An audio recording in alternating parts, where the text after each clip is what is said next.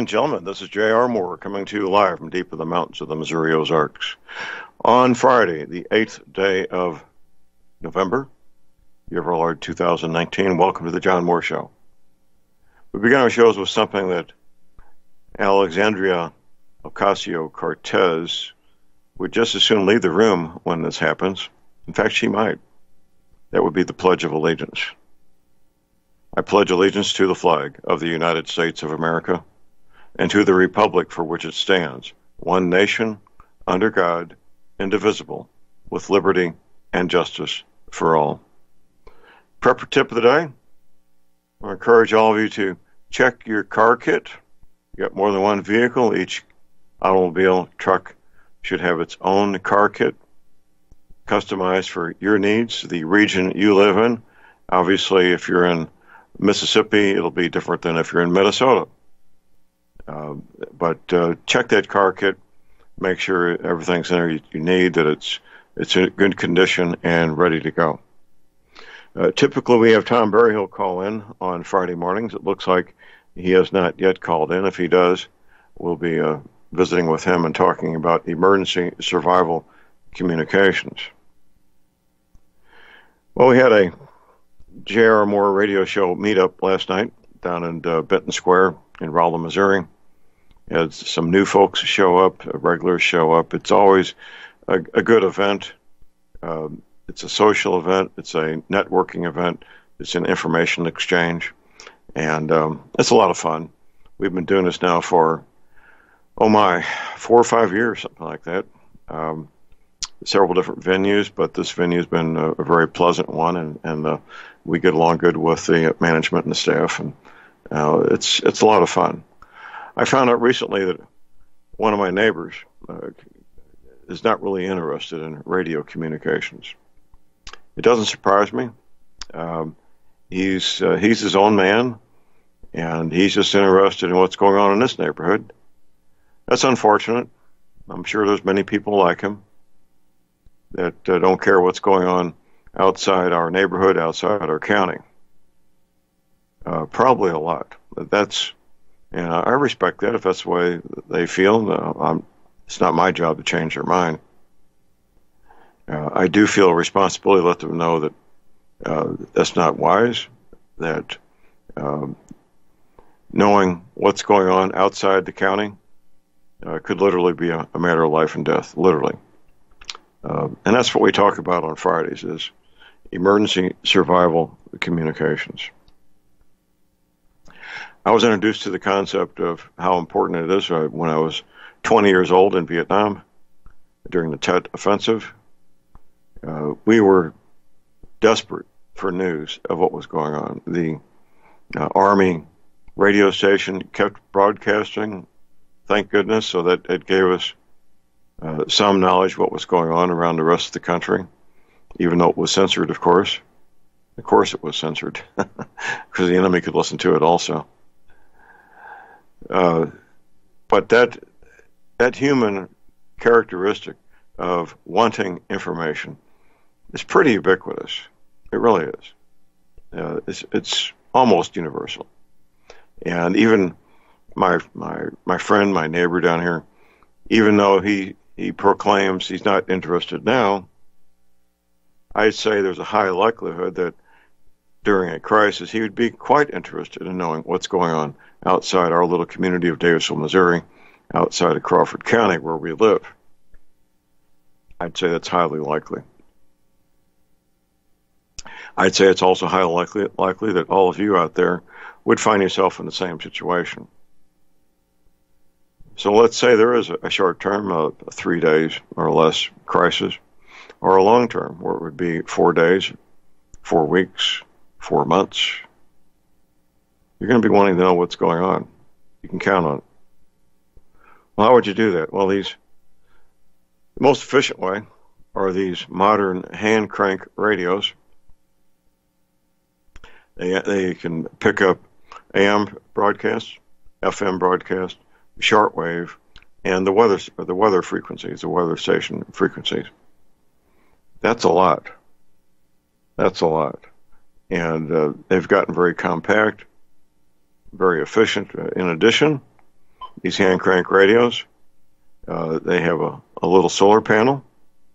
You can charge up your cell phone. They have a built-in flashlight, an alarm clock, and a regular clock. Pretty neat. And you can't spend $100 on one of these. The high-end one's now running around $80. We got a caller in holding. We got Jeff in Massachusetts. Good morning, Jeff. Good morning, John. Two things on the agenda. First, communications. One of the places where I worked at, the power went out, and we had walkie-talkies on us, and we could not communicate on the walkie-talkies or the phone or anything. It was very eerie. So when you're talking about communications, you are spot on. And number two, because I ran out of time the last time I was on your program, I wanted to share this little addendum, which is the water plant where I worked at. Yes, I worked alone, but I had a person watching the cameras, and we would switch back and forth when I did my patrols. I'd watch the cameras, and he'd watch the cameras when I do my patrols. But when I was outside on the patrols, John, I was on my own. That's right. That's what I expected. Okay, Jeff. Yes. Anything else? No. I just figured I'd tell you the part about the communications part, because if you don't have any communications. When your handy-talkies went down, that was because the base station went down? I'm not sure what happened. I think it was some kind of generator or something, but nevertheless, we were nervous, to say the least. Well, your handy-talkie stopped working, correct? Yes, I mean. Okay. I think we had to use. Here's why. Yes. I'll tell you why. Because you weren't talking unit to unit, radio to radio. Everything was going through a base station, and the base station was run on the regular power that went out. So that's why you guys couldn't talk to each other. I think you're right, but that's above my pay grade. I just work as a regular security officer. But when you don't have communications, you do get kind of nervous. So I figured I'd chime in on that. And John, thank you for having me on, and do have a great weekend. Oh, it's okay. Thank you, Jeff. We appreciate the call. The call number is 800-313-9443. When you're an outsider, when I say outsider, you're not part of the ham community, you do not have your ham license, it can appear to be pretty intimidating. As looking at it as an outsider, you may come to the conclusion that it's highly technical, difficult to learn, hard to learn, that you're not that kind of technical person. Well, my response is get over it. Get over it. We routinely have 8-year-old boys and girls studying for the ham license and getting their ham license. Now, if an 8-year-old child can do it, of course you can do it. Of course you can. It's just a matter of how bad do you want it. In general, I don't regard anybody serious about preparedness if they don't have a ham license. I don't. They may talk the talk and walk the walk, but if they don't have a ham radio license, in my opinion, they're not serious. They're just pretending. And there's no excuse. The money involved would buy you a meal at McDonald's for 2 people. We aren't talking any money here of any consequence. No, not at all. Now, you may have your objections. Say, "Oh, John, I'm serious. I've done this. I've done that." Well, I'm glad you did this and did that. This is my opinion, and I'm entitled to my opinion, just like you're entitled to yours. The preparedness group I work with, all the men and women have their ham radio license. Every one of them. Now that my wife, Dr. Moore, is deceased, she never studied for her ham license, and of course we gave her a pass on that. That was her choice, which meant all the radios I had around here, I had to keep on a non-licensed frequency so she and I could talk back and forth when I'm out in the ranch doing different jobs. In fact, earlier this week, when I went to get that Triumph, my friend Dan was with me and his wife Patience, and I had 2 of my handy-talkies, and I kept them on a non-licensed frequency so we could talk back and forth as we were on this adventure, as I called it. And the radios were handy. They were a lot handier than cell phones, a lot handier. more volume and so forth. Once you get into the ham radio community, once you start studying for a license and actually get it, you'll find that you might be wondering, why did I wait so long? This wasn't such a big deal. Why did I wait so long? When people find out they can talk during the emergency on the ham frequencies without a license, then they say, "Oh, I'm not going to get a license. I'm not going to talk unless there's an emergency." Wrong, wrong, wrong. These are not simplistic devices like cell phones. They aren't. If you don't study for your license, if you don't become part of a ham radio club, the odds of you being able to successfully communicate with ham radio are dramatically diminished. When I say dramatically, I say good luck talking on these radios if you haven't had the training and you haven't got your license. When it's something that important, literally a matter of life and death, you're going to leave it to chance. That's what your plan is. You're going to leave it to chance. Oh, I don't need a ham radio license because I can talk without one during a crisis. Well, that might be the last mistake you ever make. I'm going to call her and hold her. We have Elizabeth in New York. Good morning, Elizabeth. Good morning, John. You're absolutely right. You really have to learn and study and everything. Now, one thing that I did to learn a little bit more about the ham radio I got is, or even before I even got the one I got, I went to YouTube and I was watching a lot of stuff. I got a Striker ham radio. It was capable of having CB channels if you modified it, which I did, and now I got CB. It didn't come with it. Right. But I watched the video from some ham radio techs on how to do it. You're absolutely right. People have to be willing, have the desire to learn. Mine can be used mobile in the car. I got the 12-volt power supply. I made sure I picked out the antenna that matched my radio because it's a 10-meter. I looked into all of that. All right. And I'm hoping that when I have some free time, I can work on getting my license because this is something I need to do. Well, you need to do that, Elizabeth. And, of course, CB is 11 meter. And so 11 meters and 10 meters are right next to each other. And many of these radios can be modified to operate on both frequencies. Yeah, which I did. And I also have a portable mobile ham, which I've already programmed the repeaters into. No one ever told me, showed me. I'm just learning and doing. There are different forums out there too that people can take advantage of people that are willing to mentor you on how to do it. Like on Discord, they have a ham radio group.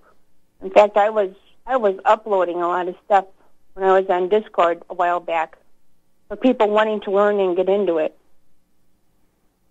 Well, good. Are you still active with that group? On Discord? Right. I don't have a whole lot of free time right now, but I'm hoping to eventually get involved with the group, and maybe not necessarily that particular group, but I'd like to find one. All right. Well, good luck on that, Elizabeth. Yeah. Well, you just proved my point that people can study for these licenses. They can get their license, and it really wasn't a very big deal, was it? No, not really. My uncle had a CB years ago, and we were kids. He used to let us talk on it. I was kind of familiar with some things from watching him and listening and whatnot. Well, good. So, all right. Okay, anything else, Elizabeth? Well, I just want to remind everybody that you're available for talks. John has a website called thelibertyman.net for anyone who's interested in having him come and speak in their community. I mean, I think it would be a great idea to approach the local or state government to have him come and talk so that a lot of the, emergency responders and stuff could be well informed of what they might be facing, so that when it does hit, they're not left short with being unprepared. That would be smart. Because there's a lot of things going on as far as earthquakes, volcanoes, and that. I mean, it's one thing to be prepared, like for a storm, like a winter storm, something that's short-lived, something that's not catastrophic. But what's going to be coming in the future is going to be beyond that. And if we don't start informing these officials in the government and in our communities, it's gonna be horrendous. It will be, and that website for speaking engagements and booking me is thelibertyman.net, correct? Thelibertyman.net? Yes. All right. Yes. Real good. Well, thank you, Elizabeth. You're welcome, John. Okay. Have a good weekend. Okay, thank you. Call numbers 800-313-9443. We've got a break coming up here in less than 2 minutes. I spend an hour a of my life, every week, talking about emergency survival communications. I've got 10 hours a week to talk to you folks out there. And anything that takes an entire block of time, 1 hour, is something I obviously regard as important, something that needs to be talked about. And, of course, this is radio. We have new listeners every day. It's just the nature of radio. I refer to it as a classroom with a revolving door at the back, always new people coming in, older folks going out the door. And you need to wake up and smell the coffee. You really do. This is very important. We got a break. Call numbers 800-313-9443.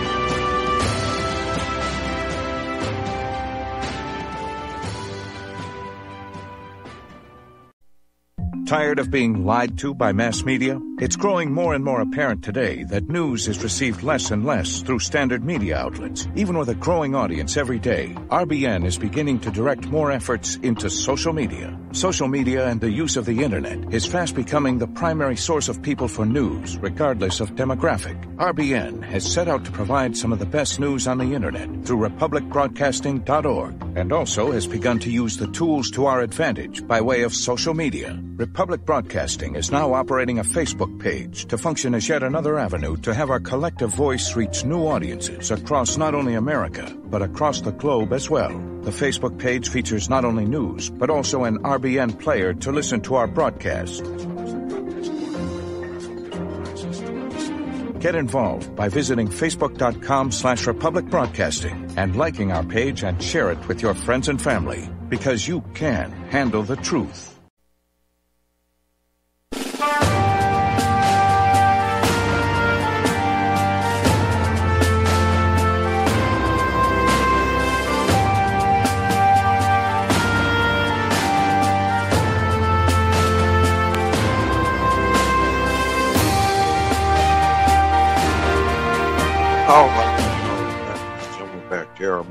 On Friday, the 8th of November. We're going on a cruise. I talked to our cruise director yesterday, Betsy Murphy. She says they still have some cabins that are available. Royal Caribbean Cruise Line's Harmony of the Seas. So there's still some cabins available, and when they're gone, they're gone.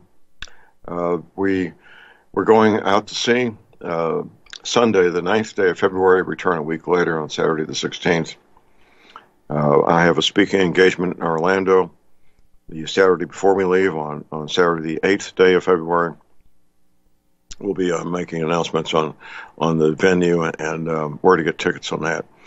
So if you want to go on a cruise with us and have Valentine's Day on a beautiful luxury ship with your honey, well, you need to call Betsy Murphy.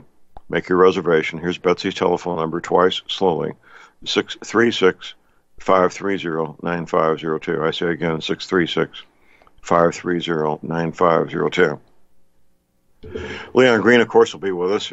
We don't have a commitment from Sam Andrews, but between Leon and I, there's not much we don't know about preparedness. Seriously.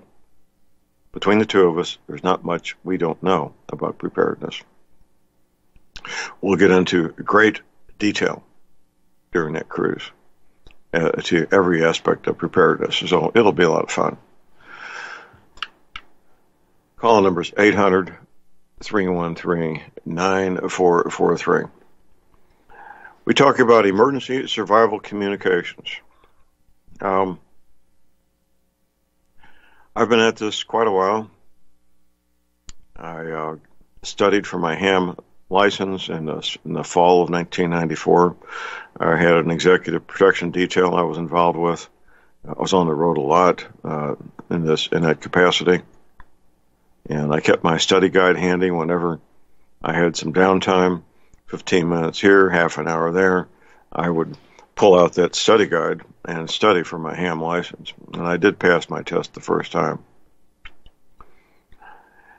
In the meantime, these past 25 years, I've acquired a lot of radios, a lot of knowledge, done a lot of installs for mobile units, cars and trucks, base stations, and in homes. A lot of installs. Learn how to put together large, complex antennas, for example, and how to do minor repairs and maintenance on these radios. When I say minor, they're all the modern ones are all basically small computers is what they are. It's been good. Having the radios is something that's come in handy around the ranch here. I would be out working and my wife could call me on the radio and let me know that I had an important telephone call, or let me know it was time for lunch, or I could call her if there was an accident and she could get help on the way. Being in these woods alone with a chainsaw is, quite frankly, a very dangerous thing to be doing. It really is. And having a radio nearby with somebody to talk to if there was an accident is certainly some peace of mind. Once you get started with ham radio, you'll find it's not that hard. It's not that intimidating. It is for most people intimidating to do anything of this nature. You need to get past that. You really do. If you're serious about preparedness, you really need to get past that and go ahead and bite the bullet and proceed to get your ham radio license. That would be wise, don't you think? I think so. Another advantage of the ham radio clubs all around the country, there's hundreds of these ham radio clubs, by the way, is that you can, within the club, high-quality ham radio equipment is sold back and forth at very reasonable prices all the time. That alone should bring a lot of value to your consideration of getting involved with a ham radio club. You want to meet people of like mind? Well, join the local ham radio club. You will find people of like mind, as we say. Men and women who understand preparedness, men and women who are working towards being self-sufficient, and so forth. So that's a good thing as well.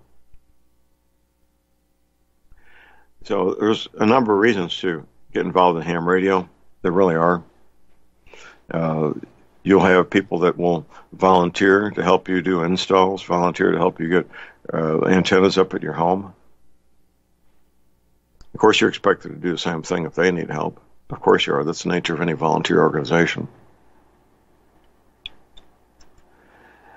If and when a crisis comes, it's not a matter of if, of course, it is a matter of when. There's no place on this planet that's not subject to some kind of natural disaster. Floods, tornadoes, earthquakes, volcanoes, and so forth. That place doesn't exist. So, point being, everybody has this need. Everyone has this need. Now, in Northern California, they're having issues with these fires, and I'm sure the ham guys and ham gals are helping out. We're going to bottom the hour break. We'll be right back.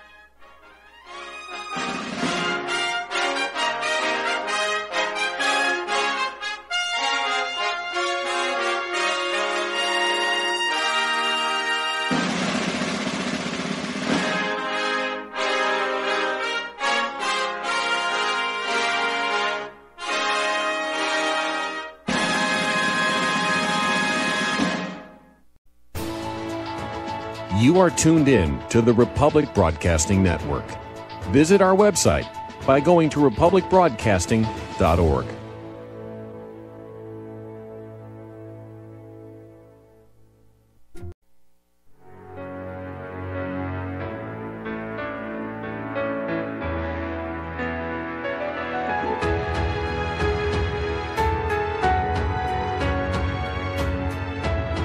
All right, we are back. Ladies and gentlemen, we're back. J.R. Moore here on Friday. It is Friday, 8th day of November. My website is thelibertyman.com. That's thelibertyman.com. Last night at my meetup, I mentioned a transcript at my website, translated transcript of a speech given by the top communist Chinese general to his own men. Not meant for distribution outside China, not even meant for distribution inside China, except for these top military people. It's a free download in PDF format, 20 pages. Pretty scary stuff. They want our country. They want our stuff. They don't want us. They're prepared to murder all of us. A Red Dawn invasion. My friend Dave Hodges, I need to catch up with Dave. Dave's been doing some great reporting on Red Dawn invasion. President Trump's been doing a great job mitigating and doing things that will delay or stop the invasion. So we'll see. That's an excellent transcript, and I think people need to read that. Also, my website, of course, if you have arthritis pain, joint pain, back pain, you want to sleep as good as a small child every night, then you need an energy cleaner. I use mine every night. I'm pretty active around the ranch here, up and down ladders on my knees, doing concrete work and painting, electrical work. I go to bed with minor aches and pains. I wake up pain-free, and you can also. Seriously, you can. You're going to want to get a mattress pad to go with it. Now, think about this. I know there's hundreds of you listening to me. You already got your energy cleaner. You got your life back. Is there somebody in your life that needs to get their life back? A sibling? Parent, a child, an adult child. If they'll use the energy cleaner, they have a strong likelihood they will get their life back. They really do. So, check out the energy cleaner at my website. Keep in mind, I offer a 90-day money-back guarantee. You're going to want to get an energy cleaner, a mattress pad to go with it. The mattress pads vary in price. We have twin size, full, queen, king, California king. You make your purchase using PayPal. Why do I like PayPal so much? Because it's so secure. You're not giving up your credit card information when you use PayPal. Of course, there's MasterCard, Visa. You can send me a check. And toll-free online 24 hours a day. Here it is, 800-592-9543. I say again, 800-592-9543. Yeah. Well, this is Friday morning. First hour, we talk about emergency survival communications. I've got a number of different handy talkies. I've got a bunch of them that are they used to be used by police and military. I've got a few CB units. I've got some Baofangs. Different, and I even got a couple of those little Motorola, what we call blister pack radios. They're sold in the stores in a blister pack. Even got a couple of those. I cannot emphasize how terribly important this is. I got nothing to sell you here. Just offering advice from someone who's been there and done that. The detective agency I was associated with from 1973 until about 1990, I guess it was, 92, somewhere in there. They finally bit the bullet and got two-way radios. These weren't ham radios. These, of course, were commercial radios. And they were wondering after they got them and were using them for 2 or 3 weeks, why in the world did we wait so long to get them in the first place? Why did we do that? It increased our productivity. It increased our base of knowledge. increases safety for our operatives out there on the street. It was all just a win-win situation. And the boss, the owner of the company, he was just fascinated. He had a base station right there on his desk, and he would listen when the men were using these radios. He would listen carefully to make sure everything was going okay. So I want all of you to ponder this. Ponder and think about, should I move forward getting a ham radio license? Should I? Well, of course I think you should. It'll put you into a whole new category of people. The people at the ham radio club will know you're serious and not just a tire kicker, that you're serious about getting and doing the things that you want to do. Okay. It doesn't need to be expensive. Most people want to start with a handy talkie. That's the way it is. That's the wrong way to start. What you need to start with is a mobile unit. Now, a mobile unit has tremendously higher power. Even on a low end, you're looking at 45, 50 watts for a mobile unit. These handy talkies, what some people call walkie-talkies, they're prohibited by law from being more than 5 watts. So why is that? Well, here's the reason why. That frequency being generated when you push the talk button on these handy talkies is very close to the microwave frequency. Very close. Close enough that it'll do damage to your brain. That's why they're prohibited from using more than 5 watts. A caller in Holding Red, Jerry in Texas. Good morning, Jerry. Well, good morning, John. It is my morning here, but just a little bit above freezing and mist in the air, but hey, it's Texas. I want to go back to callers called in earlier about the handy talkies didn't work, and you answered it. I agree with your answer, I guess is the way I'm going to word that. 2 meter, 70 centimeter FM VHF and UHF frequencies are short distance. And, there's a lot of repeaters around in this area, and people become very dependent on those. And, there's 2 or 3 ham clubs in my area that have set up a simplex meetup once a week at a specific time. Mills County's got 8 o'clock Wednesday morning with a simplex frequency. And then Copper Scope's got one Wednesday evening. That's American. Smart. That's smart. That's very American smart. Radio Relay League. Folks, think about that. Radio Relay League. And we do relays. There'll be somebody out in the area that propagation is not good, or they've stretched out and heard about it. They just want to see if they can get into the control, and they can't. But somebody in between will pick up their transmission, and they will relay it. And it's good practice. In time of emergency, every night, I've got my radio set to the 2 meter call frequency is 146.520.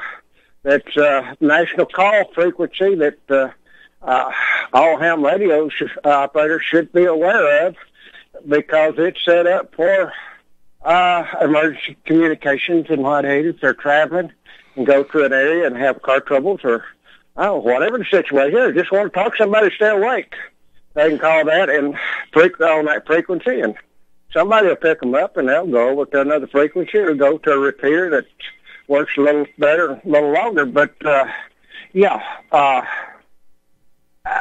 folks, when you got handy talkies and you're out and about, or even base stations and mobile units, hook up with some of your hams out there and do simplex communications. And kind of like waiting the last minute to learn how to operate your radio if you got your ham license. Work at it and and set up a good network so that if the grid goes down, and it's happened to me. Here, the repeater that I would normally use, the power went out on it. I couldn't communicate till I started the simplexing. Just a little lonely out there when your phone don't work and you're depending on a repeater. It's just like a cell tower. I know you and I know what simplex is, but a lot of people are scratching their heads. Well, these two guys talking about it. Tell people what simplex is, Jerry. Well, simplex is same frequency that you're talking directly to someone else on their radio. One frequency, like 146.520, is a call frequency for 2 meter. The repeater will actually work off of 2 different frequencies.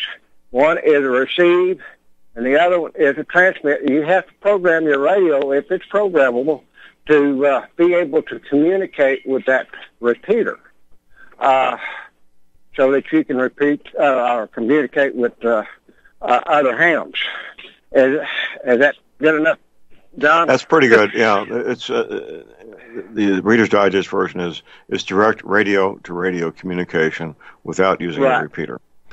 And that's the gentleman that called in, and evidently he was dependent on a repeater. And a repeater, a frequency, if you've got the repeater frequency, you can transmit, and we can, but they can't receive, or vice versa, because they're dealing again with 2 frequencies. But radio to radio, simplex, simple. KISS, it keeps it simple. But anyway, John, thanks. I just wanted to reiterate that, and don't depend on high tech. That's a whole beauty part about ham radio. You're a standalone if you choose to be. Absolutely. But y'all have a good weekend. Stay warm. This is we got a 3-day weekend this week for a lot of people. Veterans Day is Monday, so maybe a lot of people out there traveling. And hunting season, be safe out there hunting. Make sure you know what you're shooting at before you squeeze the trigger. Yeah. Well, thanks, John. Okay. Thank you, Jerry. Appreciate the call. Call number is 800-313-9443. I was coming back from the meetup last night on Missouri Route 19, and I do this time of year. The deers are very active. It's the mating season for the deer, and I was zipping along about 45, maybe approaching 50 miles an hour, and there was a deer just standing on the pavement, just standing there. I hit the brakes in time. The deer ran off. But if I'd been going 10 miles an hour faster, I probably would have hit that deer, and that would not have been good. Everybody's got deer stories out here, and people hitting deers is way too common. If I see one run across the road, this is your heads up, ladies and gentlemen, I'm looking for the second and third one to run out behind it, because these deer do travel in 2s and 3s and 4s, and it's just wise to keep a sharp eye out for multiple deer. And this time of year, just for deer in general, because they're so active and they're nocturnal animals and they're out there at night. And they're not terribly smart animals, like pigs. I've never seen or heard of a wild pig being hit by a car or a truck, ever. It probably has happened. I'm simply not aware of it. In a crisis situation, if you've got enough people, you're going to have set up what's called a charge of quarters office, a CQ office. The person who's pulling the shift, any given shift, you're probably going to want to do 3 8-hour shifts a day to avoid burnout, assuming you got the people to do that.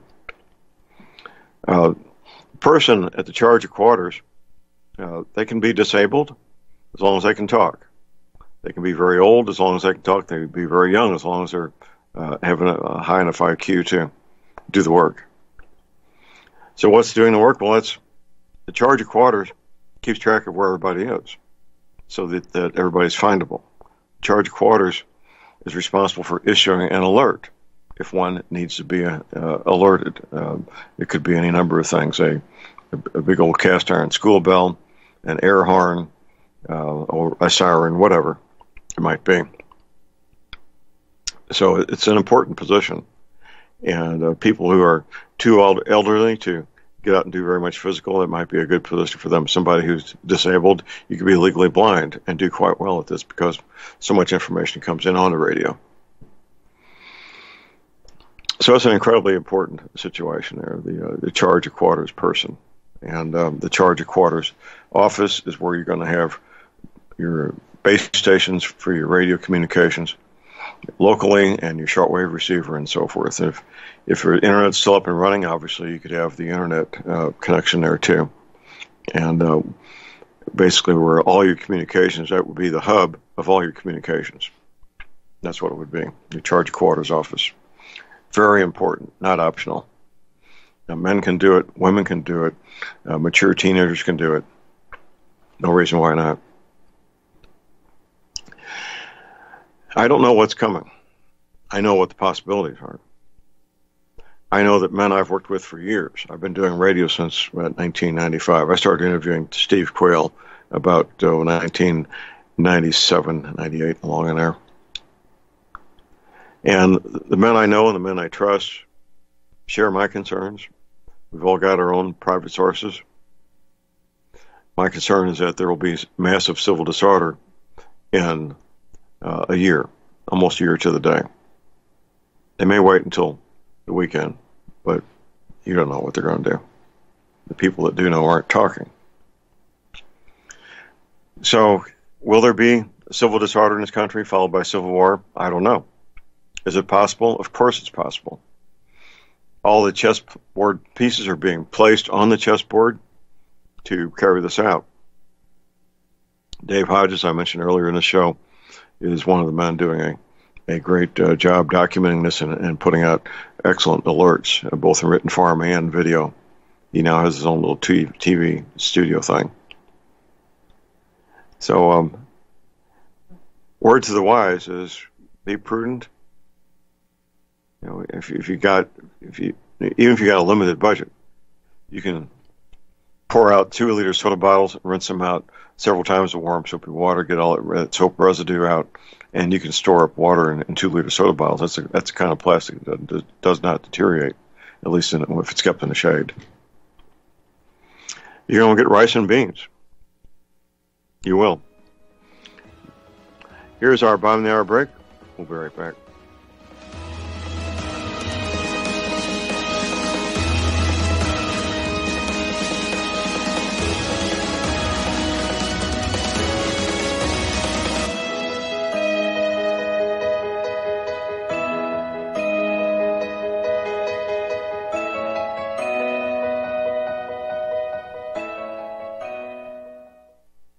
Tired of being lied to by mass media? It's growing more and more apparent today that news is received less and less through standard media outlets. Even with a growing audience every day, RBN is beginning to direct more efforts into social media. Social media and the use of the internet is fast becoming the primary source of people for news, regardless of demographic. RBN has set out to provide some of the best news on the internet through republicbroadcasting.org, and also has begun to use the tools to our advantage by way of social media. Republic Broadcasting is now operating a Facebook page to function as yet another avenue to have our collective voice reach new audiences across not only America, but across the globe as well. The Facebook page features not only news, but also an RBN player to listen to our broadcast. Get involved by visiting facebook.com/Republic Broadcasting and liking our page and share it with your friends and family, because you can handle the truth.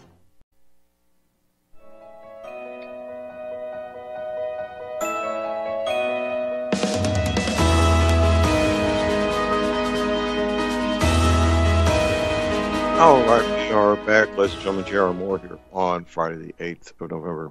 Got just a few minutes left before the top of the hour. We're expecting Dr. Lynn Wilbert to join us. I mentioned earlier I take an hour a week. Tom Berryhill devotes an hour of his week, most weeks with us. I know he's really busy this morning. An hour a week to help people understand how terribly important it is to become competent in the use of radios. You become competent by studying for and getting your ham radio license. That's how it's done.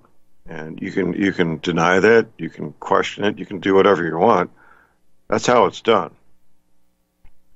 And the consequences of not doing that could be quite disastrous, quite frankly. They really could. And when I use the term a matter of life and death, I am being quite serious. It's not a flippant comment. It really is, and could be, a matter of life and death. Of course it could.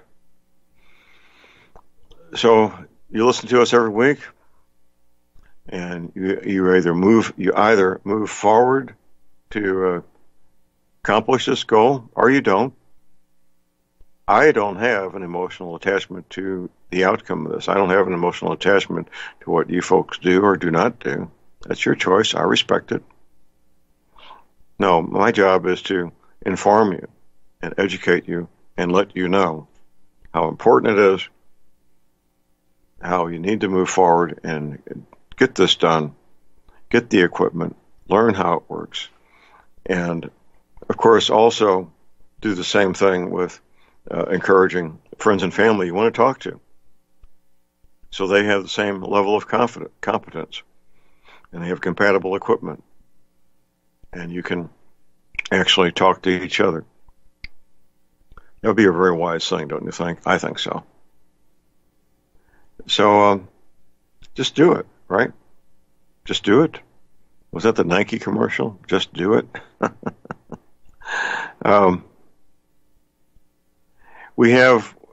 We may have a year. It's just slightly less than a year before the election.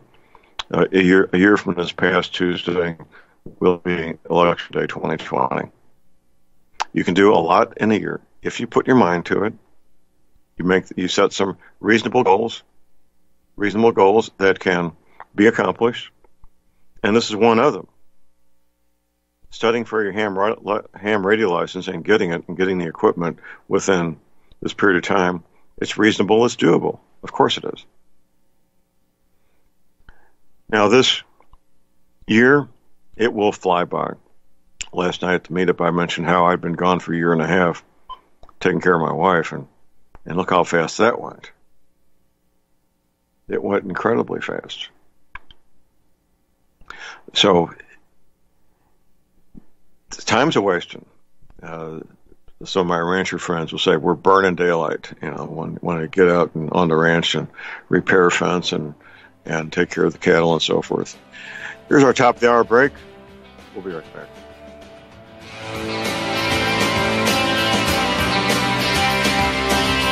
All right, we're back, ladies and gentlemen. Jared Moore here on Friday, the 8th day of November. Prepper tip of the day is to be sure and check your car kit, or kits plural if you've got more than one vehicle. Make sure it's got the things you need for the region you live in. If you're in Mississippi, it's going to be one set of items. If you're in Minnesota, it's going to be different, obviously. Of course it will. Make sure everything's there. Things tend to get lost and misplaced and borrowed. We have a patient waiting in the green room, my friend, Dr. Lynn Wilbert. Dr. Wilbert is a gentleman who began a quest more than 2 decades ago to become quite knowledgeable in anything and everything to do with human health, nutrition, well-being, the human, the human situation that we all live in, I guess you could say. If you want to become a client of Dr. Wilbert, he does have a telephone number, and that's 314-495-6480. Good morning, Doctor. Greetings, J.R. Moore. Such a pleasure to be here. Good to have you, sir. I want to ask you some questions and get some responses. When you have a new client, as long as you don't stump me. Well, I don't think it's going to be all that difficult. But would it be a fair statement, Doctor, that many new clients, when they come in, they have self-diagnosed and self-prescribed various supplements that they take? Does that happen a lot? Well, it's happening even more, John. The current climate today is most people, and there's segments of the population that is not included, like these young teens that carrying extra baggage. But the ones in their late 20s and 30s, they're looking more toward wellness and longevity of life, and they don't want to go down the road that their parents did with medicines. And one of the things that people never ask or rarely ask is when they show up at the medical doctor and the medical doctor says, "Oh, we checked your blood pressure and it's elevated." Now, two things. One, you should be sitting in a quiet, peaceful place for an hour before checking blood pressure. Two, you need an average of blood pressures before you prescribe medication. And the question that's rarely, if ever, asked is, "Well, doctor, my last checkup, I didn't need blood pressure medication. Why do I need it now?" Well, the obvious reason is you stop making blood pressure regulating drugs. Now, the next obvious question, the next logical question is, why did I stop making the blood pressure medicating drugs? And so once you buy the program of medicine, I don't know what drama school they go to, what acting school they go to, but they are able to convince most people, now that you're starting taking this medication, you have to take it for the rest of your life. Oh, really? Okay. 5 years later, instead of taking one pill, you're taking two. 10 years later, instead of taking two pills, you're taking 3 or 4. A couple of decades later, you're taking 5 or 6. The average 65-year-old is taking anywhere from 6 to 8 pills a day. And so, in my mind, if the medication worked, then you take it for a year or two, and then you wouldn't have to take it, and the blood pressure is back to normal. That rarely happens unless you change your lifestyle. Most medical doctors do not counsel you on lifestyle modification, which is where my specialty is. And so one of the things that's happening now, and it's different in Europe, in order to get vitamins and minerals, is what they call them, vitamins and minerals, you must have a prescription. And the last time I checked, the most prescribed herb is ginkgo biloba in Europe. However, that's a different healthcare structure. The government pays for any doctor you want to go to, and most of it is physical medicine. And so now what we have is you can walk into a gas station, Walmart, Walgreens, and you'll see a plethora. You see so many kinds of vitamins and minerals, and people are thinking, well, maybe I should take vitamins and minerals. Right. That's a good idea, and that's what people are doing. It's a good start, but well, initially they're self-diagnosing and are self-prescribing, and that they may self-diagnose properly. They may self-prescribe properly. It's hit or miss. That's a bit some unknowns there. But then if they get to that point, are they taking the right thing? Are they taking it the right amounts? That's where your expertise comes in, doctor, whether they need it or not. And if they do need it, how much to take and when. Yes, absolutely. And see, there are ways that you can determine how much you need, but clients of mine, I teach them how to determine that. But therein lies the problem. You don't know if you need vitamin C or vitamin D or E or D. And here's a situation I want to describe. Most people are taking vitamin D. A lot of people are taking vitamin D today. And I asked one of my mentors, I say, have you noticed that more and more people are being prescribed vitamin D? And he says, you know what, I've noticed that. What do you think about it? Well, I haven't really thought about it. Well, I have. And I shared with him why people are taking vitamin D. See, vitamin D is a vitamin that your body makes from sunshine. The liver and the kidney gets together, and they make vitamin D. In order for vitamin D to be made by the body, most vitamins you have to consume, and all minerals you have to consume. The body does not make minerals. You have to ingest minerals, which are the raw materials for healing. And so what happens is, in order for you to manufacture vitamin D, you need calcium and phosphorus. You need 10 parts of calcium and 4 parts of phosphorus in order to convert to vitamin D. So here's what happens. When your food intake, I never call it a diet. The first syllable in diet is diet. Nobody wants to diet. In fact, the best way to trim to your healthiest size is to eat like you did when you were a youngster, because it turns your metabolism back on and you start to burn the calories that you put in. So let's say your diet is void of green leafy vegetables. That's where you get sodium, organic sodium.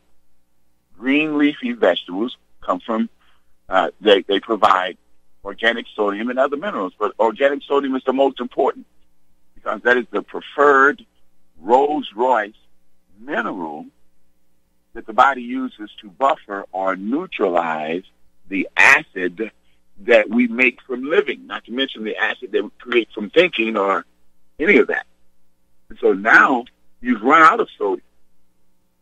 Well, I mentioned in previous conversations that the pH of the blood, this is very important. It stays 7.35 to 7.45. That's slightly alkaline, 1/10 range. It never varies. If it goes above or below the 7.35 or 7.45, you only have moments left to live. The only other mineral that the body uses to buffer the acid to keep you from becoming acidotic or creating an acidosis condition is calcium. So when you run out of sodium, you're not eating enough green leafy vegetables, the next thing is calcium. And so the problem with that is, the challenge with that is, you need a whole lot of calcium for just one sodium. So now the body starts pulling calcium from the muscles. You get Charlie horses. It starts depositing calcium into the rib cage because it knows it's going to need some calcium down the road. And now it alters the ratio of calcium to phosphorus. So instead of having 10 parts of calcium, now you have 9 or 8. If you don't have 10, you can't make vitamin D. Vitamin D is important. So now you got to take vitamin D. So there we have a dilemma of people taking vitamin D when it's really not necessary. And my mentor looked at me, he says, well, let me know how that works for you. See, my practice is an observatory. I don't practice anymore. I observe the body's perfect response to whatever you do to it. There's nothing wrong. Never. In fact, I counsel my clients, the first step to massive healing is to realize there's nothing wrong with you. But doctor, what's wrong with my knee? Let me start over. Design of the human being was perfect. There was never a recall like Toyota and Ford and all those car manufacturers. Our creator did not recall the human being and improve on the design of the human being. And contrary to popular opinion and belief, Charles Darwin, on his deathbed, his last few words, he says, the concepts of evolution are not true. Not true. I have a degree in biology, and one of the tenets in biology is life begots life. And so fish don't have birds. Fish cannot procreate into a bird. And so the original human pair, down to you and I and whoever else is born today, the design of the human is perfect. See, when we separated from our mother, that's what it's called. That's what I call it. I call it the separation day, not the birthday. Because it was a birthday, you popped out one cell big. No, you popped out an entire human. 10 fingers, 10 toes, 9 openings in your body, and you knew how to breathe when you popped out. When you were in your mother's belly, she was breathing for you. She was digesting for you, and she was handling all of the waste that you eliminated. But as soon as you popped out, all of those systems were operating on their own. All they needed for you to do is to keep feeding them so they could grow, keep them comfortable, and love them, and then teach them how to stay happy for the rest of their life. But we somewhere along the way, John, we lose that ability to choose to be happy. Happy, what's that? All of my grandchildren, well, 8 and above. I have 1, 2, 3. I have 4 that's under 8, so they haven't quite grasped the concept yet. But the 3 that's 8 and above, they all know which is better, happy or sad. Oh, happy, Papa. Sad is bad. So when you look at your face and you can tell that you're sad, snap back instantly to happy. You've heard this before. Muscles have memory. Well, they do. Muscles have memory, and your facial muscles really have memory. If you're frowning, you're accessing a memory that wasn't so pleasant for you. It takes less muscles to smile than it does to frown. Yes, it does. And those frowning muscles, those 2 goalposts in between your eyebrows, we call them 11s, yeah, they become permanent after a while because you're wrinkling your brow. No, look in the mirror and see what it feels like to smile. If you have difficulty smiling, look up at the sky. You will smile looking up at the sky. So happy. In fact, I think she's probably 3. She inspired me to write another book. Why am I so happy? Why am I so happy? And it'll be a somewhat children's version book where the parents can read to their children how to stay happy. And happy, your cells are happy when you're happy. You're healing when you're happy. If you're in an emotional upset state, there's no healing going on. No healing. You're just barely surviving. I speak to my seniors, and when they say I am sick, I say change that. I am sick, change that. The 2 most powerful words ever spoken. I am. Your subconscious does not know, cannot, is incapable of thinking, judging, or reasoning. Your conscious mind does that. Your subconscious can't. So your subconscious will accept whatever you tell it. In other words, you can't lie to yourself. Your subconscious will, on the command, I am, there's a trap door between the conscious mind and the subconscious mind. And when you say I am, the trap door to the subconscious opens up.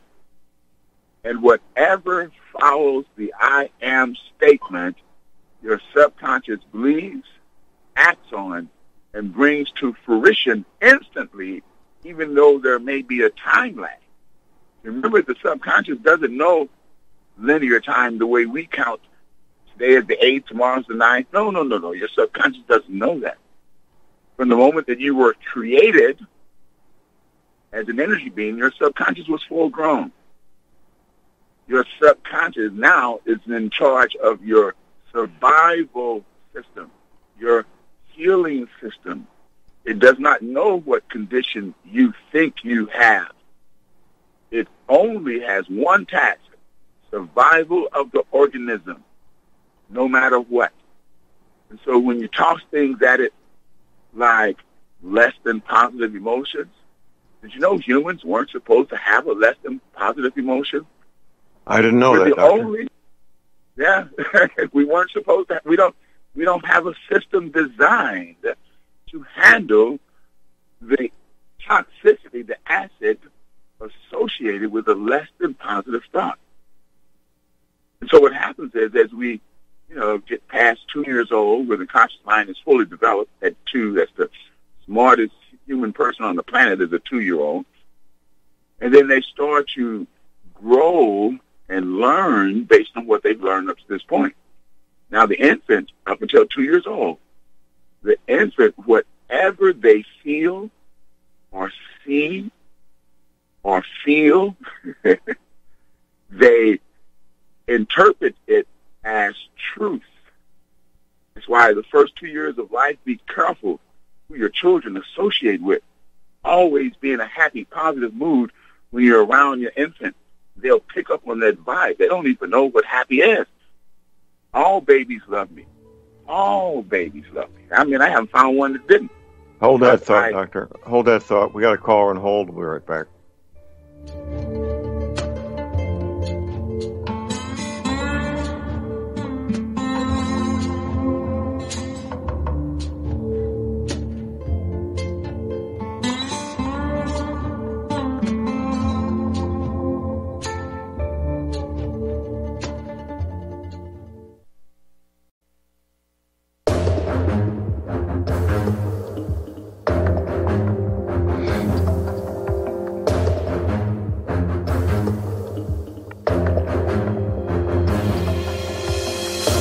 All right, we're back, ladies and gentlemen. J.R. Moore here on Friday, the 8th of November. I'll be in the Caribbean the second week of February. Where are you going to be? We have some cabins left. When they're gone, they're gone. If you want to go on a Caribbean cruise with us, contact Betsy Murphy, our cruise director, at 636-530-9502. Visiting with Dr. Lynn Wilbert. If you want to become a client of Dr. Wilbert, here's his telephone, 314-495-6480. Doctor, we got a caller on hold here. We got Elizabeth in New York. Good morning, Elizabeth. Hi. Good morning, John. Good morning, Dr. Wilbert. The reason why I'm calling is I wanted to find out if you might have any information on two different conditions that I've been diagnosed with. I have neurocardiogenic syncope and Ehlers-Danlos hypermobility syndrome. I have venous insufficiency. I can be as positive as I want, but with different physical anomalies that I have working against me, how can I overcome this, doctor? Doctor, are you there? Dr. Wilbert. I was on mute, yeah. Elizabeth, what was the first condition you mentioned? Neuropathic, what? Neurocardiogenic syncope. I have orthostatic intolerance, venous insufficiency, and then I also have Ehlers-Danlos hypermobility syndrome. You have hypermobility? What? What was that last one? Hypermobility? Ehlers-Danlos syndrome. It's a connective tissue disorder. I'm hypermobile, and I can easily get certain parts of my body out of joint. I have one of my ribs that's slightly subluxed. Ah. Wow. And how long have you been diagnosed with these conditions? The last couple of years. I probably have had the scoliosis all along and never knew it. I have dextroscoliosis, and I've got degenerative changes in my back and in my neck. Okay. Are you in your fifth decade, between 50 and 60? I'm in my sixth. Pardon me? I'm in my sixth. Her sixth decade. She's in her 60s, doctor. Right. Okay. Well, that'd be your seventh decade. Because you have to count that first decade from 0 to 10. That's right. 0 to 10 is the first decade. That's right. Yeah. All right, I'm in my seventh then. I don't think in decades. That's the first one you said, neurogenic. Tell me it again. I'm writing it down. Neurocardiogenic syncope. What it is, see, because of the venous insufficiency, there's times that I don't get enough blood going to the upper part of my body.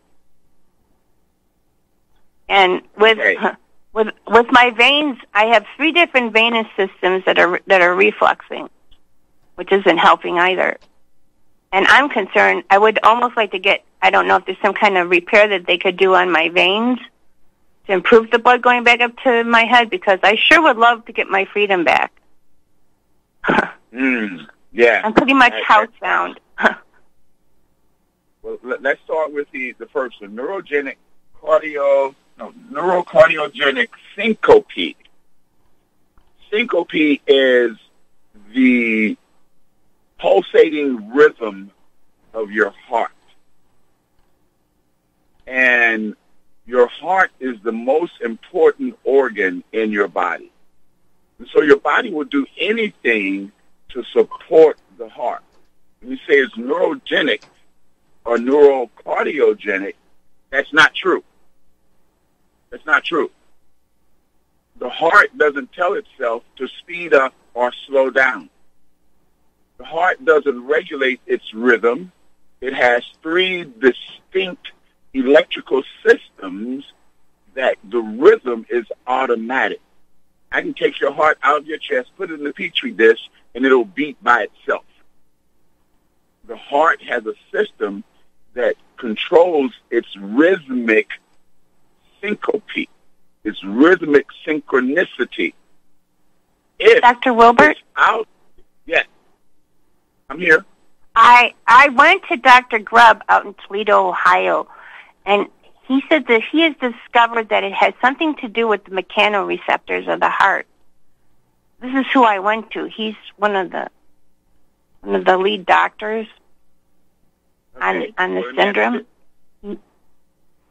I don't know if you've heard that anything. If you know anything about mechanoreceptors. I know everything about mechanoreceptors. Oh, good. I know it. See, mechanical receptors, they don't tell themselves what to do. They respond to a signal that comes from the adrenals or the thyroid. The adrenal gland regulates the rhythm of the heart, and so does the thyroid. The thyroid does it more than the adrenals. So every time you get emotionally upset, your heart goes boom, boom, boom, boom, boom, boom. That's adrenals. That's adrenaline. And so if it's cardiogenic, that means that you may have a congenital heart condition, but I don't know. I don't know that. That's an assumption on my part. Hold that thought. Well, I'm hold glad. that thought, Doctor. We have a break. We have a break. We'll be right back. We have another caller on hold. We'll be right back.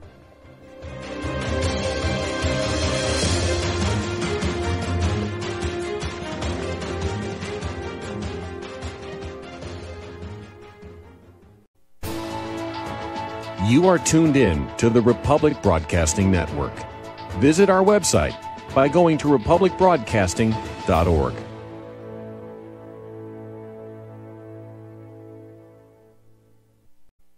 Tired of being lied to by mass media? It's growing more and more apparent today that news is received less and less through standard media outlets. Even with a growing audience every day, RBN is beginning to direct more efforts into social media. Social media and the use of the internet is fast becoming the primary source of people for news, regardless of demographic. RBN has set out to provide some of the best news on the internet through republicbroadcasting.org, and also has begun to use the tools to our advantage by way of social media. Republic Broadcasting is now operating a Facebook page to function as yet another avenue to have our collective voice reach new audiences across not only America, but across the globe as well. The Facebook page features not only news, but also an RBN player to listen to our broadcasts. Get involved by visiting facebook.com/Republic Broadcasting and liking our page and share it with your friends and family, because you can handle the truth.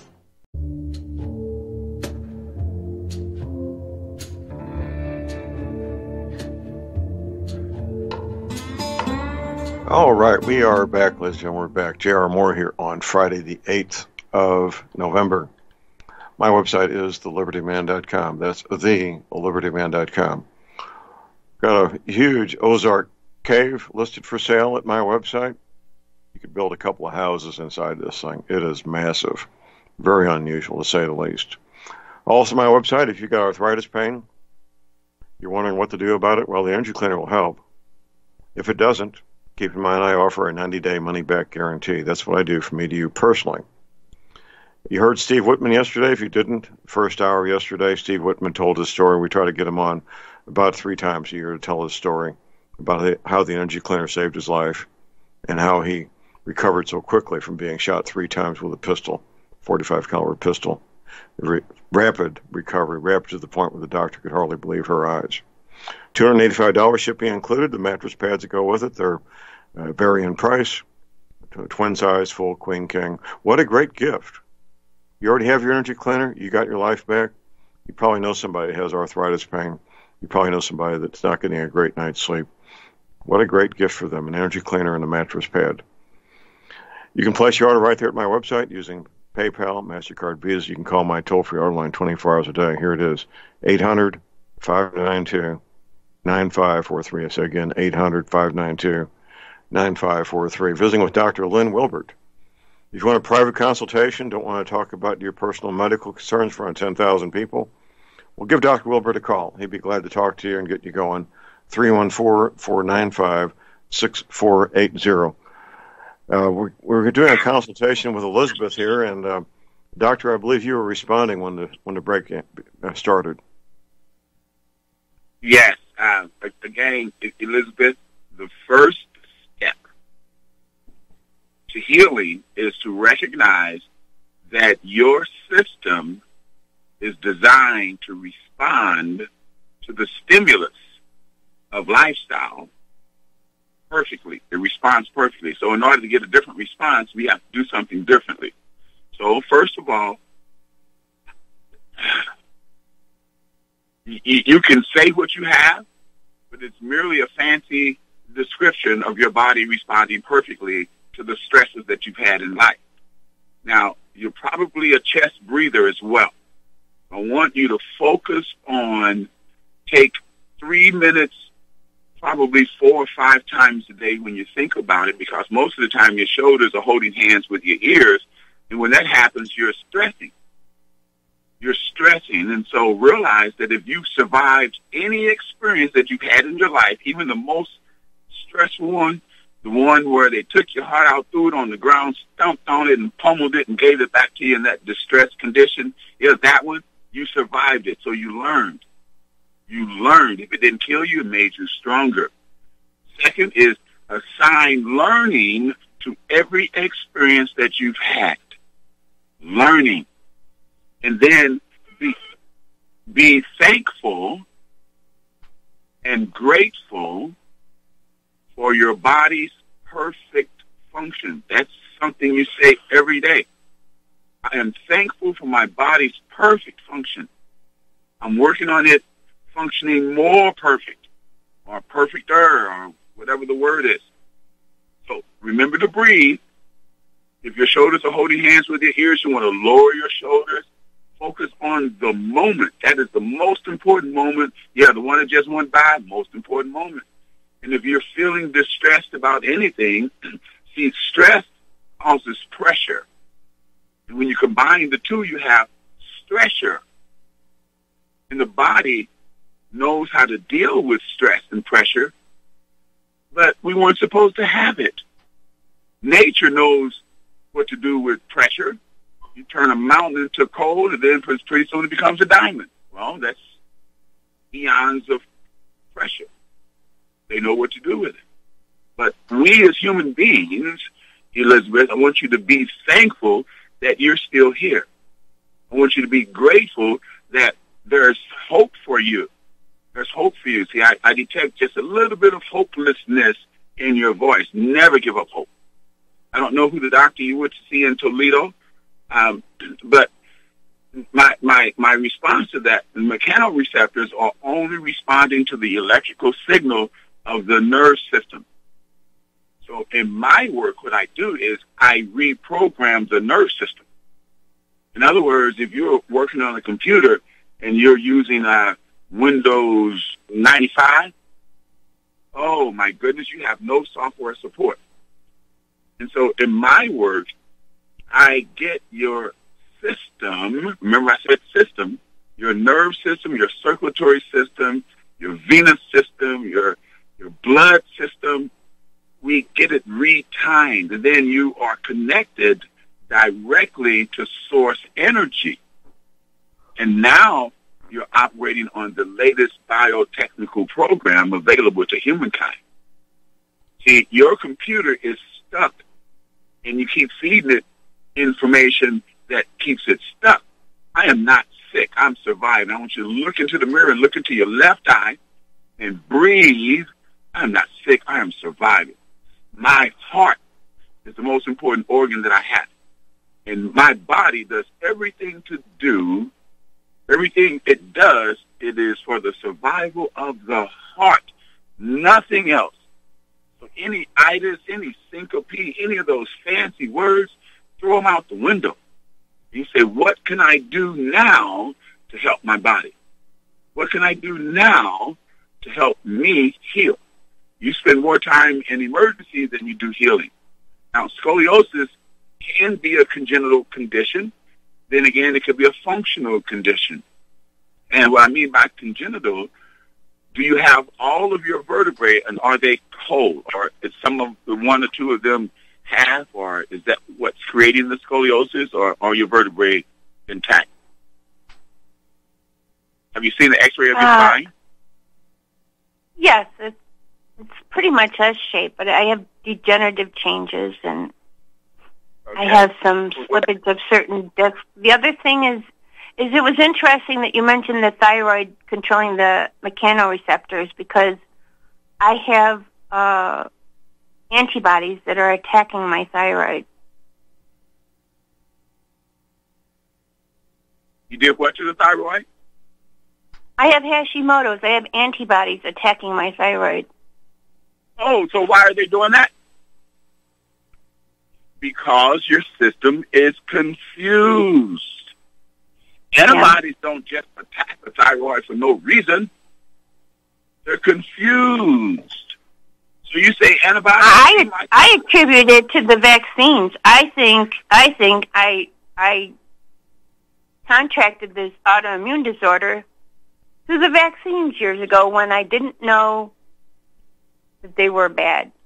I'm fully aware that none of them are safe anymore. Yes, that. But you know, it's a little too late. Yes, that would be true. However, it's never too late. Never too late. So just that minding procedure. Breathe. Remember to breathe, because not only are you a shallow breather, you have to tell yourself to breathe. So if you're not putting in oxygen in your body, then you don't have enough oxygen to go around to get to your brain. So your brain, average brain, weighs about 7-8 pounds on average, unless you have a huge head. The brain uses 20% of the oxygen that you breathe in. 20%, but it only weighs about 8 pounds. Now, if we do simple math, just say you're a 200-pound person, and the brain uses 20% of the oxygen it takes in. That means your brain should weigh about 40 pounds. Let's hope it doesn't, or you wouldn't be able to walk. You need a wheelbarrow just to keep your head up. And so, with that being said, we must focus on belly breathing, intentional breathing, rhythmic breathing. Breathe in for 3 or 4, hold it for 3 or 4, breathe out 3 or 4. And then that is a conscious, and you send red blood cells and you send oxygen to every cell in your body with your mind. Your mind is playing a big role in your health. All those words that you got antibodies attacking your thyroid, no, I'll have nightmares about that. No, I won't. I'm just kidding. But you have to ask the logical question. Why would my antibodies, who supposed to be attacking foreign things, antigens that enter my body, why is it attacking my thyroid? Because it's confused. Now, I can tell you this. You have a core liver issue as well. All white blood cells, antibodies, red blood cells. The liver's got over 560 some odd things to do. And one of them is to keep the acid level of the blood acceptable for life. Now, when the acid level gets out of range, you have things like itises and hypermobility. You have joints that move more than what they should. Well, that's because you're starting to affect the connective tissue. You mentioned that. You start to affect the connective tissue in your body. And so how do you reverse that? Well, you start moving start moving. Walking is an excellent exercise. And while you're walking, you say things like, why am I so thankful for my perfect health? Now, it sounds like foo-foo stuff going on, but you're saying the opposite now. You're saying the opposite. You're saying, why is the foot of it? Why is my antibody? Oh, you want to know why your antibodies attacking your thyroid? Well, let me show you. It's going to do it again. The question is, why is my body responding perfectly to the stimulus that I give it? And the number one stimulus is your mental attitude. It's your minding. I want you to think about what you're thinking about while you're thinking about it. And if it doesn't make you feel good, you instantly change the thought to a feel-good thought. And it doesn't matter. Remember I said your subconscious cannot determine whether or not you're telling the truth or not. Why am I so happy today? And the universe will say, oh, you want to know why you're so happy? And before you know it, off the coast of Africa, it's not even on your radar. A happy experience will come into your life. And you go, oh, that's why I'm happy. Or you can say, man, why am I so upset and stressed out today? And the universe says, oh, you want to know why? Here comes another upset, stressed out experience for you. See, we are co-creators. We are co-creators of our life. We can create what we would love to have happen if we focus more on the way we would love for it to be as opposed to the way it is. Here's the way it is, switch. Here's the way I would love for it to be. Here's the way it is, switch. Here's the way I would love for it to be. And at the end of the day, you have a net, here's the way it is, and a net, here's the way I'd love for it to be, and they will cancel each other out. And your last thought, why am I so thankful? My life is the way I would love for it to be. And then you go to sleep. See, movement is tied into emotion. Movement is tied into emotion. If you're not moving, your emotions are going to start sinking. You're not going to feel that good about anything, let alone yourself. You're not going to feel good at all. So when you start to feel that way, get up and take a short walk and be thankful that you can see the trees. Be thankful the planet is still here. Be thankful you're still alive. Be thankful that you lived through every experience. And if you assign learning to those experiences, then you won't have random recall of those experiences that you wish you had skipped over. You often have random recall of past tense experiences that you wish you had skipped through. Why did that experience show up on your forehead in this moment? Because it's asking to be reassigned to the learning pile. I don't know what I learned from that experience, but I know I learned. How do you know you learned? You lived through it. I learned a long time ago. My grandmother actually to it was, say, son, if it don't kill you, it makes you stronger. Excuse me? Well, it's always been true. If it don't kill you, it makes you stronger if we assign learning to the experience. You don't have to ascertain at the moment what you learn. You just have to know that you learn. You have to not only believe that your body's working perfectly, but know that it's working perfectly. In order for you to get a more perfect response, breathe, acknowledge, accept, and appreciate your body for what it's doing. Don't ever tell your body is doing anything wrong ever again, because it's not. That's a perception. That's a hill of beans that we bought. If you think your body can do something wrong, have another thunk. And then here's a really positive thing, Elizabeth. Whatever it is you have, whatever condition you think you have, whatever condition you've been told that you have, is instead of a heart attack. Let me say that again. Whatever condition that you've developed, whatever condition you think you've developed, is instead of a heart attack. And heart attack is still the number one reason why people die in this country. So you be thankful your heart, even though sometimes it'll skip a beat or sometimes it'll speed up and slow down. You say, okay, heart, let me focus on you, and I'm going to breathe. I'm going to get oxygen in, and be sure that you are drinking half your body weight in ounces of water. That's the rule. That's the general rule. This 8-ounce glass, that's nonsense. That doesn't work now. See, in today's society, the air that we breathe in is only about 21% oxygen, and it used to be as high as 30 at one time, but it's 21% now. I just saw the figures. It's less oxygen. You need less oxygen? No. Focus on breath, H2O, water, oxygen. You get oxygen from drinking water. I would I would get more green leafy vegetables. An excellent thing to do is stretching. Stretching. I know most people kind of frown at yoga, but yoga is merely, and it's been around for centuries, yoga is merely moving your body, thinking positive thoughts in the moment, and being appreciative for the fact that you can move. Remember I said movement is tied into emotions, and emotions are controlled by your limbic system, not limbo system, limbic system. It's in the middle of your brain. It controls all your attitudes and beliefs and opinions about every experience you've ever had. And it stores it in vertical time, not linear time. Vertical. So everything that you've experienced, everything you believe, everything you think you know, it's stored in the limbic system. And movement... We have our last break. We got another call we want to try to get a few minutes in with, Doc. Alrighty. Elizabeth, you can call Doc and privately and get more details. No problem. Thank you so much, Dr. Wilbur. We'll be back after the break. I'd be happy.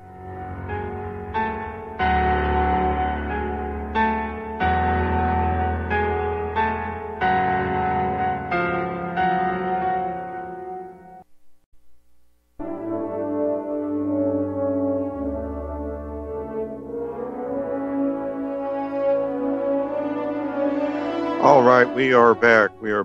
Doctor, here's our last caller. We have Warren in Montana. Good morning, Warren. Hello? You're on the air. Go ahead, sir. Yes, sir. Got a couple of questions and a success story. I heard on another talk show that these multivitamins are chemicals and you're better off not taking them. What do you think about that? There's a lot of products out there, but... That's exactly true. Most of the vitamins that are available commercially are synthesized. They don't come from whole food. The products that I recommend are made from food that's cold or low heat processed, and then food in the body. I take whole food supplements on a daily basis. Our food today has been compromised, GMO modified. It's just not as good as it was, say, 50 years ago. And with that being said, you still need raw materials to heal. And so be careful why you don't buy vitamins and minerals from Walmart or Costco or wherever. You get reputable whole food supplements from companies that's been making it for a long time. But I highly recommend that.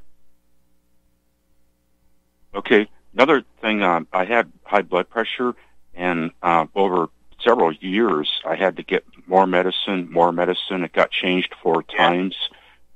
And I'm like, then what happened is I started making biodiesel. And when you make refined biodiesel out of waste vegetable oil, you will never touch a donut or French fry ever again.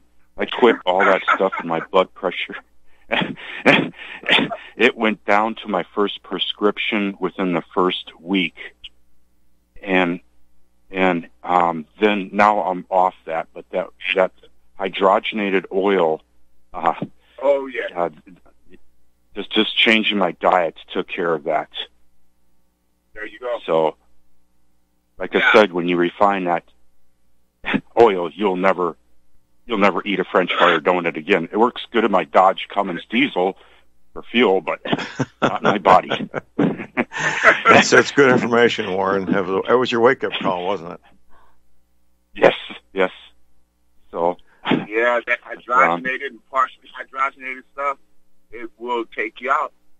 It used to be said, what you don't know can't hurt you. It's never been true. What you don't know can kill you, slow or fast. And most of the people in this country, that's what's going on. It's genocide by the diet they recommend for us. Have you seen a fruit commercial on TV lately? No. No. More drug commercials than anything. So we're slowly being branded to think that drugs is a common practice. No, it's uncommon. See, the medical community, they say that natural healers, chiropractors, massage therapists, they say that's alternative medicine. No, it's not. Medicine is alternative medicine. Medicine didn't come on the scene until the late 1890s. Yoga, massage movement has been around since man has been around. So we're not. Thank you, Doctor. Thank you, Doctor. We're out of time. Right. Warren, thank you for the call. Thanks, Warren. Yes, it is a good problem. Yes. Okay, that's it for the day. That's it for the week. Get your medical supplies, your energy cleaning, your essential oils now while you can, your firearms, ammunition. Never, ever give up your guns. Please do a fun, safe, productive day and weekend.